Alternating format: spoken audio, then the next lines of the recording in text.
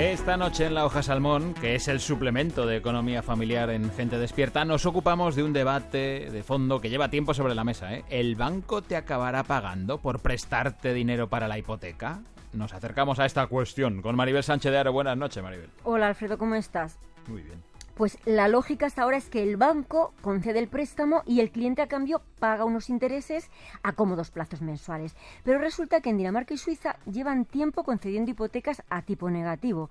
La deuda se va reduciendo mes a mes por encima del valor de las cuotas y eso lo que parece es una bicoca.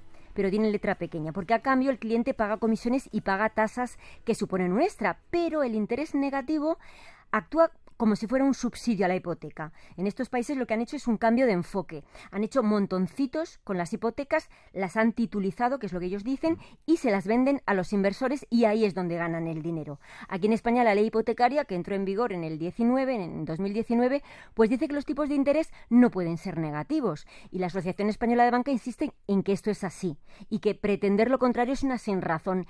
Pero cuando faltan 2 días para que termine el mes de enero, el Euribor está por debajo del menos 0,5%. Y la Autoridad Bancaria Europea, además, ya ha advertido que la banca tendrá que pagar por sus intereses en negativo. Y, de hecho, la Asociación de Usuarios Financieros, ASUFIN, está estudiando reclamar judicialmente de manera colectiva el hecho de que los bancos no estén devolviendo dinero por las hipotecas con tipos negativos. Aquí hay un enredo que queremos desenredar, lógicamente, y por eso estamos en comunicación con Patricia Suárez, que es la presidenta de ASUFIN. Hola, Patricia, buenas noches. Hola, muy buenas noches. Oye, ¿qué planes tiene ASUFIN en relación con las hipotecas con tipos negativos? Pues mirad, lo estamos estudiando porque, claro, no todas las hipotecas están en un escenario en que les deberían devolver dinero, solamente algunas que se comercializaron en 2007, 2008, y para que ya los oyentes vayan yendo a por su escritura, estén en Euribor más 0,20, más 0,18, porque son tipos, un diferencial muy bajo que sería el que realmente el banco tendría que empezar a devolverles dinero. ¿Y por qué creemos que sí les debe devolver? En primer lugar, por lo que habéis dicho, la EBA ya lo ha señalado así. Si el tipo de interés es negativo, te tienen que restar, al menos amortizar de la cuota.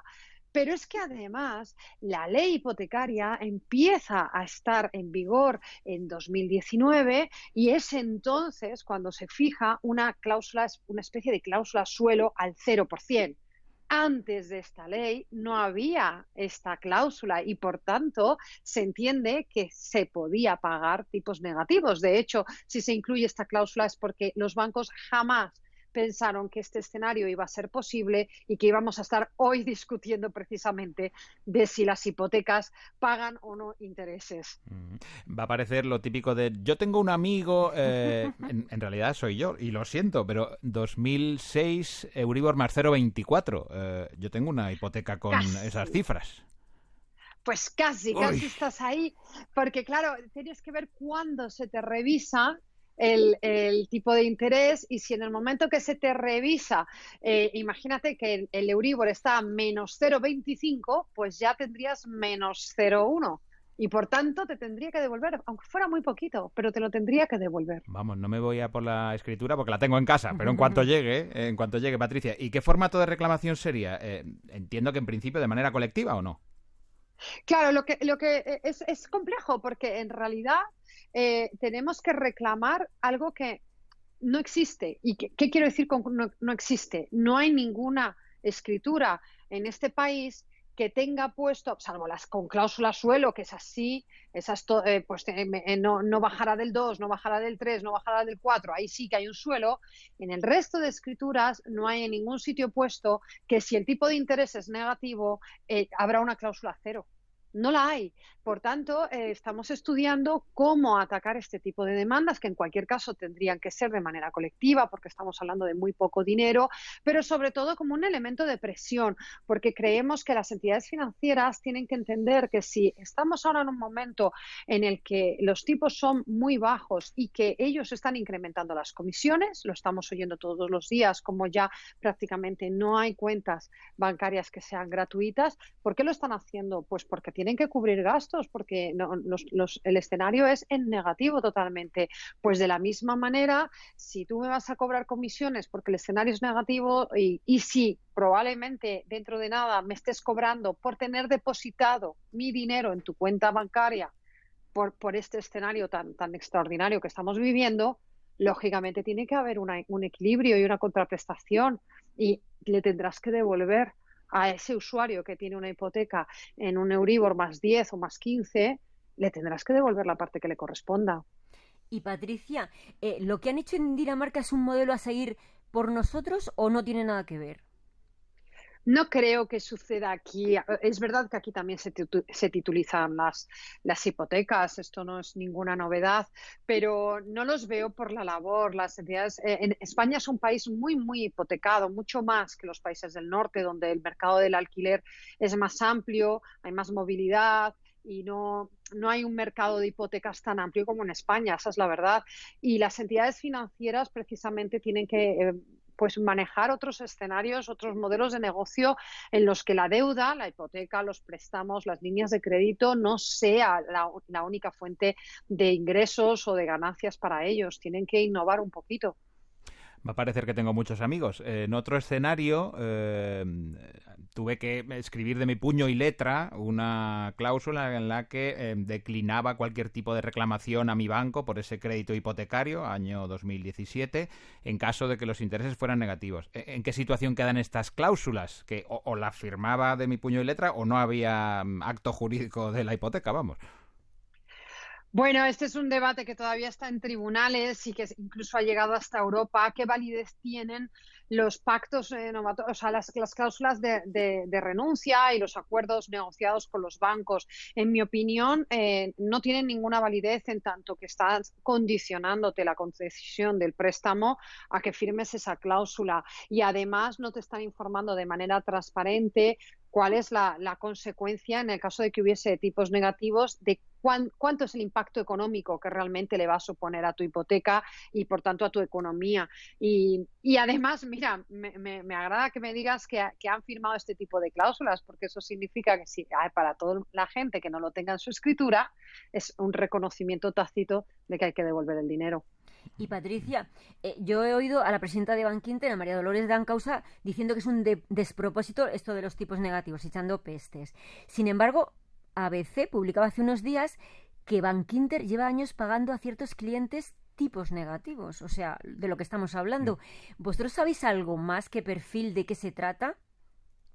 Pues nosotros tenemos casos sobre todo de las hipotecas en divisas, las multidivisas, que además están dando muchos problemas en tribunales, que afortunadamente se están ganando todas porque era un producto muy complejo para los consumidores y perdieron muchísimo dinero. Y en esos casos están referenciados al LIBOR, que ahí abrimos otro melón, que en diciembre de este año se desaparece el LIBOR y estas personas no saben qué va a pasar con su hipoteca. Pero bueno, el LIBOR empezó a estar en negativos antes que el Euribor e incluso más con tipos de interés todavía más bajos que el Euribor. Y en esos casos sí que hemos tenido referencia o bien de que se les está aplicando un tipo cero o bien un par de casos de Bankinter en los que efectivamente no es que les devuelvan dinero, sino que les restan de su cuota y por tanto amortizan más. Y lo que nos han dicho desde Bankinter es que esto es una política comercial no generalizada, que son para esos casos concretos. Pero lo están haciendo y no es una barbaridad realmente. Ellos saben que lo que estamos es en un escenario extraordinario de tipos de interés muy bajos y que todos, absolutamente todos, estamos pagándolo caro en realidad. Claro, nadie había pensado que esta situación, este escenario de tipos bajos iba a durar tanto. Y de hecho, no sé cuánto más puede durar. Cada uno de los pronósticos que hemos ido haciendo a lo largo de los últimos años no se ha cumplido. ¿En qué momento estamos? ¿Esto para cuánto da? Pues Lagarde está manteniendo la política de su antecesor, una política muy criticada de tipos bajos. Se habla de un intento de japanización, ¿no?, de la economía europea, que sabemos que en Japón llevan años en una situación sin inflación, totalmente estabilizada y de absolutamente poquísimo crecimiento. Es una política muy criticada, pero yo mucho me temo que mientras esté Lagarde va a seguir. No sé si con su cambio en un futuro se cambie esta política de tipos bajos, pero ahora mismo es la que hay.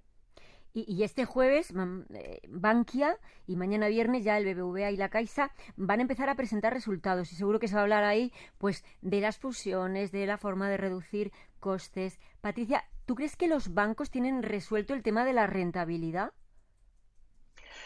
Están invirtiendo mucho en tecnología, que yo creo que es importante porque eso les va a permitir optimizar procesos, pero también tiene unas consecuencias para los consumidores, como son el cierre de las oficinas con todas estas fusiones y que de alguna manera se limita la accesibilidad, la cercanía que puede tener una oficina, sobre todo a determinados grupos de consumidores más vulnerables, como puedan ser las personas mayores o en la España vaciada. Esto se habla de ello todos, pues cada cierto tiempo vemos esta problemática. Como decía antes, las entidades tienen que innovar. El escenario no es fácil, yo lo reconozco, no es nada fácil y además no contábamos con la pandemia, que también, por un lado, ha acelerado la tecnología, pero por otro lado ha ralentizado de una manera tremenda la economía. Y yo creo que ellos están en proceso de innovar precisamente para tener más rendimiento, porque su papel ahora mismo está siendo fundamental para impulsar a la economía y al mismo tiempo tienen una situación muy complicada de tipos de interés. La verdad es que ser banco ahora mismo es complicado, es realmente complicado. Y alguien que no esté cómodo con su hipoteca ahora mismo y con toda esta información que estamos poniendo sobre la mesa, ¿qué le podríamos decir? ¿Debería contratar una nueva, intentar mejorar, renegociar la que ya tiene con su entidad? ¿Es un buen momento, analizando todos los costes, por supuesto, y todas las variables que puede haber en la nueva contratación o en el caso de cambiar de entidad, claro? Si tenemos hipotecas como las que hablábamos antes de Euribor más un diferencial pequeño, 0,40, 0,50, no tiene mucho sentido cambiar de hipoteca porque con el Euribor tan bajo estamos en una situación bastante buena. El problema lo tienen aquellas personas que se firmaron muchas de estas hipotecas después de la crisis, que tienen un Euribor más 3, un Euribor más 4, hipotecas que además nosotros desde Asofin estamos reclamando porque consideramos que lo que hay es un suelo encubierto, que no te pongo un suelo, pero te pongo un diferencial altísimo. Las personas, las familias que tengan un diferencial tan alto, yo sí que les recomendaría reclamar por un lado o intentar cambiar la hipoteca, porque ahora mismo la verdad es que hay hipotecas a tipo fijo y a tipo variable muy competitivas, muy competitivas. De hecho, incluso pues, han aumentado las hipotecas a tipo fijo precisamente por la tranquilidad que ofrece saber que tu hipoteca va a estar, en algunos casos hemos llegado a ver el 0,90, el 1, el 1,20% toda la vida. Ya sabes cuánto te va a costar la hipoteca y te olvidas un poco de las fluctuaciones del Euribor. Así que es un buen momento para cambiar si tu hipoteca te está saliendo cara.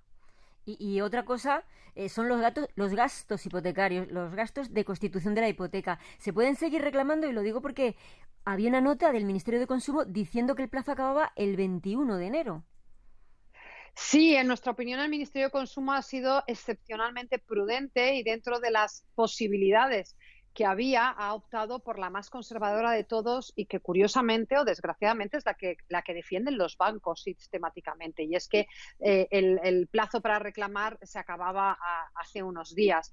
Esto es, en nuestra opinión, es totalmente contrario a derecho. Nosotros defendemos, y así además lo ha dicho el Tribunal de Justicia de la Unión Europea, que una cláusula abusiva, la reclamación no prescribe y que además, en todo caso, esto lo decía en una reciente sentencia, en todo caso, el plazo para reclamar comienza desde la nulidad de la cláusula. Por tanto, mientras la cláusula que tienes en tu hipoteca está viva, estás a tiempo de reclamar.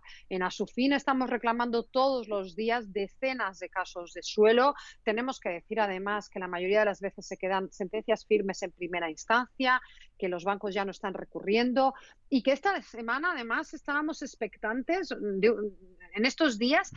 el Supremo tendrá que resolver una última incógnita, que es la de la tasación, porque ya tenemos resuelto todo, ya sabemos cómo se reparte la gestoría, el registro, la notaría, todo esto ya lo teníamos claro, pero todavía nos falta saber si la tasación la paga el banco, la paga el consumidor o se paga a medias. Y ahí estamos a la espera de esta sentencia del Supremo. Bueno, pues estaremos atentos para ver cómo evoluciona y sobre todo para los que estén pendientes de firmar una nueva hipoteca, que este tipo de gestos al final todos lo entendemos porque casi todos los españoles tenemos una. Patricia Suárez, presidenta de Asufin, muchísimas gracias, Patricia, por estar aquí en Radio Nacional. Un saludo. Muchísimas gracias a vosotros. Un fuerte abrazo. Adiós, Hasta Patricia. luego. Nos queda la letra.